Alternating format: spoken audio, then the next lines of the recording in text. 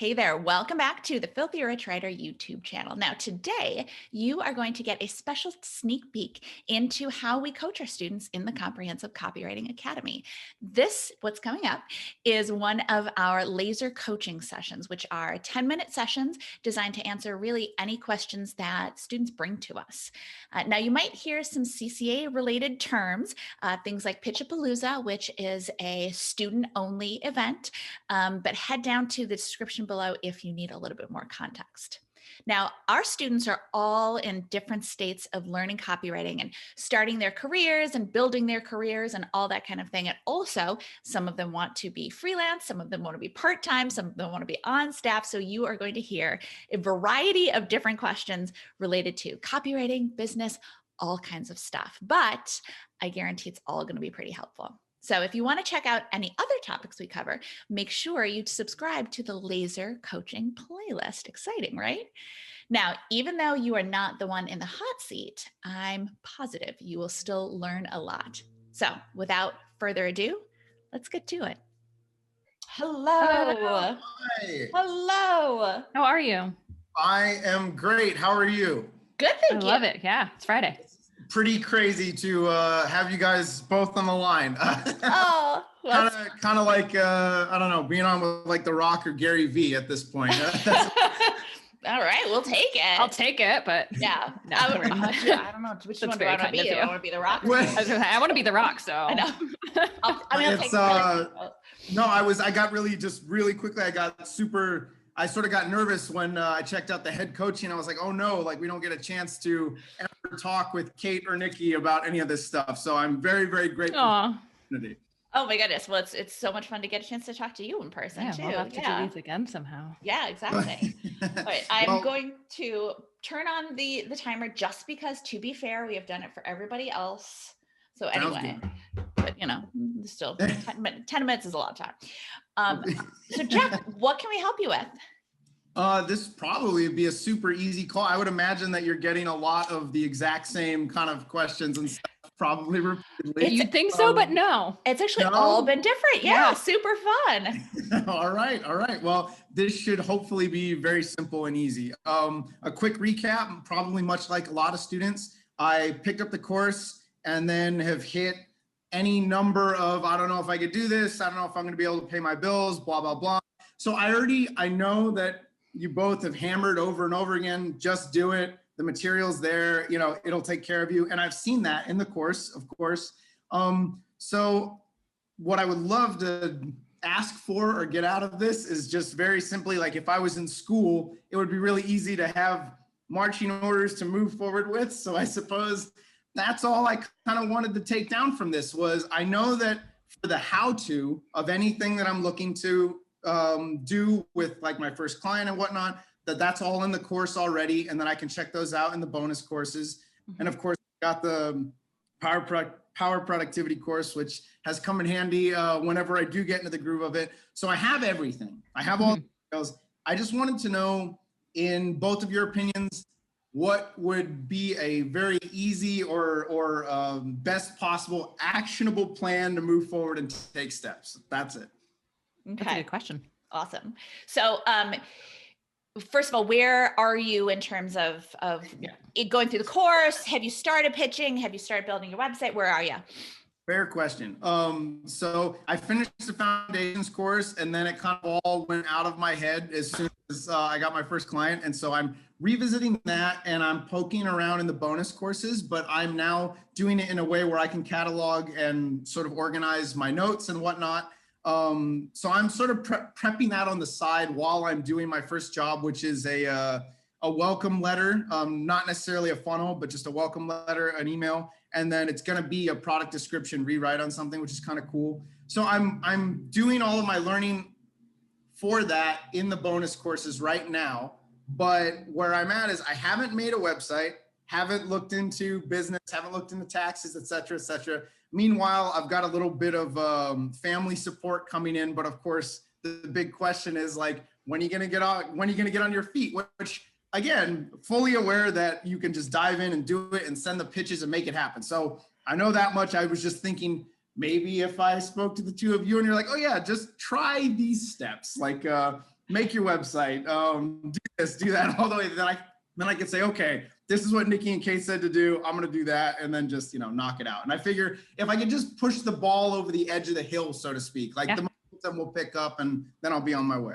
You were so close. And I have to share this. I'm reading a book right now and it's talking about kind of fear and when resistance really starts to hit. And it literally is in the place where you're at, where you are so close to pushing it over that it becomes so big because you are that close, but you have a lot going on and you are in that space where, so just remind yourself that you are in the place where fear resistance is going to be at its like pinnacle. So don't go slide back down because then you're going to hit it again. You have to, this is the point to get over it. So I don't know if Nicki has different thoughts. I'll be curious, but I think this is the time where you are working on a lot of things simultaneously. You got the first client. Mike, did you pitch them? This was a client that I connected with and they said, what are you doing? And I said, what are you doing these days? I got let go from a job at Disney and stuff. And I said, I'm going to be a copywriter. And he said, I'll let you know when I have some work because I could use a copywriter. And fantastic. Fell in my lap. And now I'm kind of just trying to sound like I know what I'm doing while I figure out what I'm doing. Which you probably do. But anyway, so I would divide, we always say schedule. So how much, depending on how much time you have each day, and if you are doing kind of Monday through Friday working at this, or if you're doing things on the weekends, however you're dividing it up, but put things on the calendar and do an assessment of when you do your best, writing and creative work, which, might be when you start writing pitches versus when I need a break. Maybe that's your afternoons, maybe it's your morning, vice versa, to work on your portfolio and do start building that. So divide out your days and what you're going to do each day. And what I would recommend is starting to build your portfolio simultaneously while pitching potentially. If you feel good, you got your first client, it sounds like you've been through everything. So that's the next step. I think it's on you whether you feel like you want your portfolio ready before you start that pitching, but you don't have to. Okay. So technically speaking, best steps for the moment would be, obviously, I need to do all of my homework. I've only done some of it as far as the action sheets go. So obviously knock those out and then follow each step in the course that pertains to finding a designer and building the portfolio. So that is an excellent first step, basically. Mm-hmm. And it sounds so simple and so many people skip it. Put it on your calendar. If you have not literally booked out the hours, like I don't do anything else from 9 to 12 or whatever, because it's so easy to like, well, I have to, I got to get to the grocery store and I have to do this. And you know what, I'm going to do that. I'm going to do that later this afternoon. And then you get to the end of the day and you're like, oh, I had a whole day and I spent like 10 minutes on this maybe. And it was maybe, or I worked on things that don't matter. Yeah. Which is very easy to do. Yeah. So it's because we all do it, right? Yeah, absolutely. That's the problem right now. We all do it. Yeah. So to Kate's point too, figure out when you are the best, when you have the highest focused, when you have, for me, it's the morning. We were actually just talking to a student the other day who's the exact opposite. She's middle of the afternoon, which blows my mind. But when you have that highest focus is when you want to do the high impact stuff. For me to try to get stuff, like to send pitch letters in the middle of the afternoon, it's almost worthless because I am so not creative and so unfocused. And so like but because I've done the easy, like, oh, I'm just going to get my day started. I'll do the easy stuff in the morning. By the time I get to the afternoon, that's the task I have left and I can't do it. I cannot get myself to focus. So it's for you, if you, depending on the time of day, take your big task for the day, put it on your calendar, literally schedule it. If you are like, I get up super early. And sometimes if I have really important stuff that I really don't want to do, I will literally get up and at 5 a.m. I'll make my coffee still in my pajamas and sit down on the sofa and make myself do it for an hour. Because that is the moment I wake up is when I'm best. So figure out when. So that'll build the momentum. Yeah. So your highest energy time, do that client work that you're working on. And if you want more practice, it sounds like, to do some of the action sheets during that time. And so, depending on how you schedule it out, if that ends up being a couple of weeks or however, build it out and see where that brings you. And then the other time, start looking at, okay, which site do I want to build my portfolio on? Which template do I want to use to build my portfolio? What URL am I going to use for my website?